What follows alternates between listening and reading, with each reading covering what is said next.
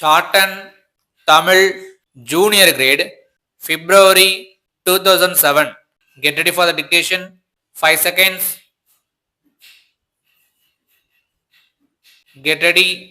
Start.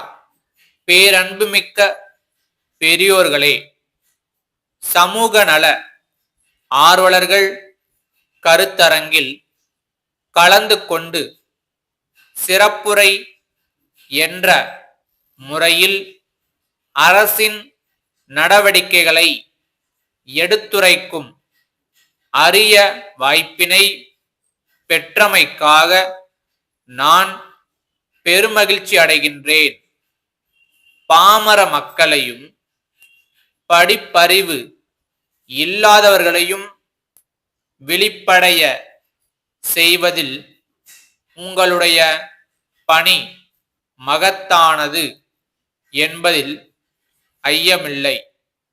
எல்லா பணிகளையும் அரசாங்கமே செய்ய வேண்டுமென்று மக்கள் எதிர்பார்ப்பதில் தவறில்லை.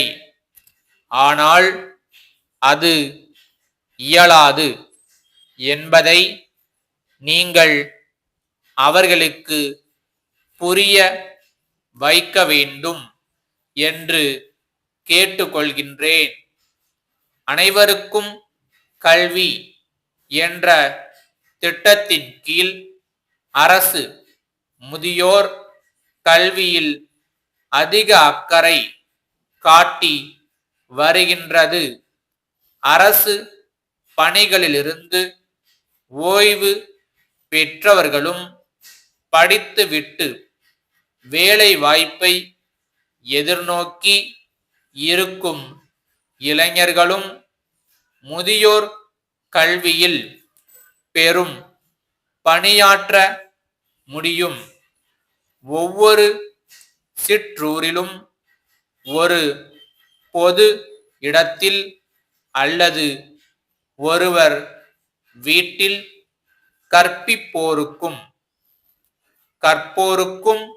வசதியான ஒரு குறிப்பிட்ட நேரத்தில் பாடம் நடத்தினால் சிறப்பாக இருக்கும்.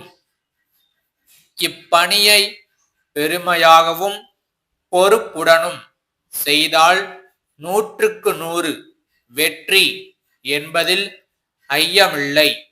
ஆகவே பெண்கள் இதில் அதிகமாக ஆர்வம் காட்ட முன்வர வேண்டும். அப்படியானால் தாய்மார்களும் தயங்காமல் வந்து பங்கு பெறுவார்கள் என்பதை தெரிவித்துக் கொள்கிறேன். பள்ளியில் படிக்கின்ற மாணவர்கள் அனைவருக்கும் அரசின் சார்பில் சீருடை வழங்க முடியவில்லை. அரசு வழங்கியது போக மீதி உள்ளவர்களுக்கு சமூக நல ஆர்வலர்கள் தர்ம சிந்தனையுள்ள செல்வந்தர்களை அணுகி அவர்களுடைய உதவியினால் சீருடை வழங்க ஏற்பாடு செய்யலாம். படிப்பறிவு இல்லாத பெற்றோர்களின் குழந்தைகளுக்கு மாலை வேளைகளில் எழுத்தறிவை ஊட்டலாம். இப்படி செய்தால் அரசின் செலவும் ஆசிரியர்களின் சுமையும் குறையும் என்பதை சுட்டிக்காட்ட விரும்புகிறேன். அண்மையில் ஒரு கல்லூரி நிகழ்ச்சியில் கலந்து கொள்ளும் அரிய வாய்ப்பு எனக்கு கிடைத்தது. சமுதாய தொண்டில் ஈடுபாடு கொண்ட ஒரு பேராசிரியரின் முயற்சியினால் அக்கல்லூரி மாணவர்கள் அளித்த நிதியிலிருந்து அருகிலுள்ள ஊராட்சி ஒன்றிய பள்ளியின் 60 குழந்தைகளுக்கு சீருடை வழங்கப்பட்டதை பார்த்தேன். மாணவர்களிடையே இப்படிப்பட்ட சேவை மனப்பான்மை வளர எதிர்காலத்தில் நம்முடைய கல்வி முறையிலே உரிய மாற்றங்கள் கொண்டுவரப்படும் என்பதை தெரிவித்து என் உரையை முடித்துக் கொள்கிறேன்.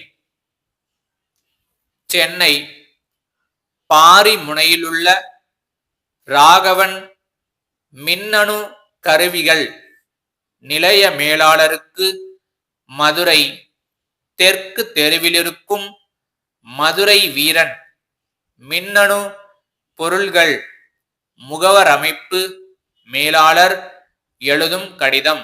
அன்புடையீர், வணக்கம். தென் மாவட்டங்களில் மின்னணு பொருட்கள் விற்பனையில் எங்கள் நிறுவனம் கடந்த 15 ஆண்டுகளாக சீரோடும் சிறப்போடும் செயல்பட்டு வருவதை அனைவரும் அறிவர்.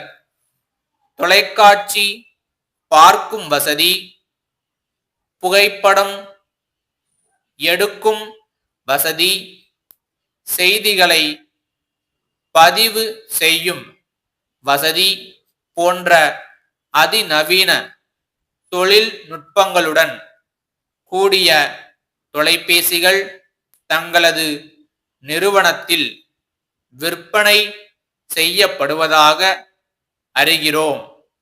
அது பற்றி எங்கள் வாடிக்கையாளர்கள் விசாரித்த வண்ணம் உள்ளனர். ஆகையால் தாங்கள் அத்தகைய 10 தொலைபேசிகளையும் அவற்றிற்கான விலை பட்டியலையும் உடனே அனுப்பி வைக்கும்படி கேட்டுக்கொள்கின்றோம். இத்துடன் முன்பணமாக ரூபாய் 50,000க்கான வரைவோலை ஒன்றை இணைத்துள்ளோம். தங்கள் நம்பிக்கையுள்ள ஸ்டாப்.